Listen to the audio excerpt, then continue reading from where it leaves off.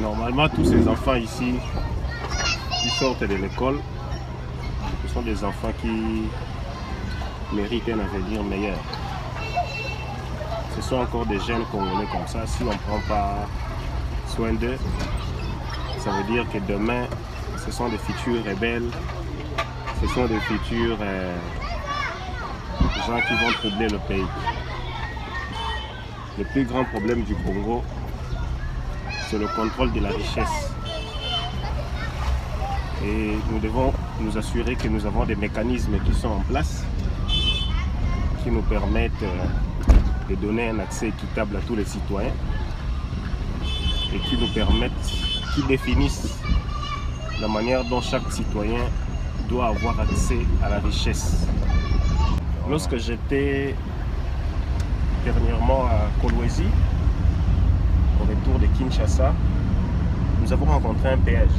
Et ce péage était juste constitué d'un petit bambou de bout à l'autre. Et ce péage-là jouait un grand rôle. Le rôle de ces péages, c'est de contrôler tous les minéraux qui sortent de Kolwezi pour rentrer vers Lubumbashi. Le péage conçu par le gouvernement? Oui, c'est un péage de l'État, c'est-à-dire c'est juste un bambou avec 3 personnes qui contrôlent. Avec un bambou? Oui. Et vous avez de tonnes de véhicules qui viennent avec beaucoup de minéraux dedans. Et quelqu'un m'a posé la question dans le véhicule. Il m'a dit, mais monsieur Ritchie, regardez dans quelles conditions ces gens ici travaillent.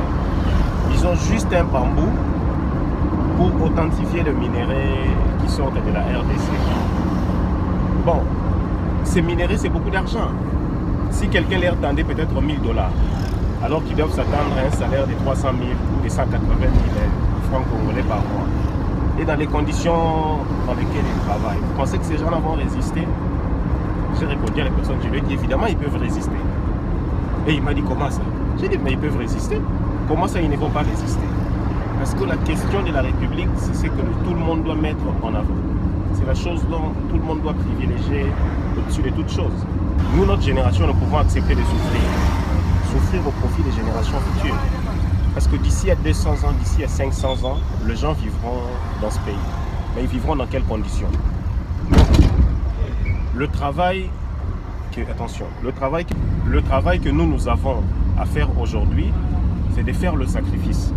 Donc même si tu touches 180 000 et que tu dois contrôler des minéraux qui coûtent 2 millions et que ces gens peuvent te corrompre avec $1000, tu refuses de prendre les $1000. Tu leur dis les $1000 ne représentent rien pour moi aujourd'hui. Certes, c'est beaucoup d'argent sur le marché, mais pour moi, ça ne représente rien par rapport à ce que je vais donner à cette République, par rapport à ce que je vais construire dans cette République. J'accepte de toucher 180 000 francs aujourd'hui, mais je veux que mon petit-fils, qui viendra dans 50 ans ou dans 70 ans, que ce petit-fils puisse toucher les salaires de $1000 si je vais essayer de faire le même travail ici que moi. Donc s'il n'y a pas de gens, qui acceptent de conjurer le sacrifice au profit des générations à venir, notre malheur, c'est que nous nous sommes retrouvés dans la colonisation et nos ancêtres n'ont pas eu le temps, on ne leur a pas donné l'occasion de faire pour nous ce que nous pouvons faire pour les générations à venir. Donc c'est un engagement qui est là. Ne regarde pas la qualité de l'argent que tu as. Et c'est pareil avec la corruption au niveau des institutions de l'État et tout ça. C'est-à-dire que tu peux toucher un salaire de 300 000, mais tu rejettes la corruption de 200 000 $, ou la corruption de $1000. Pourquoi? Mais là, c'est question d'éducation. Au profit de ce que nous voulons donner à la République demain. C'est justement question d'éducation et c'est question de prise de conscience. Et nous, en tant que des acteurs de la société civile, c'est le travail que moi je fais tous les jours, de conscientiser cette population.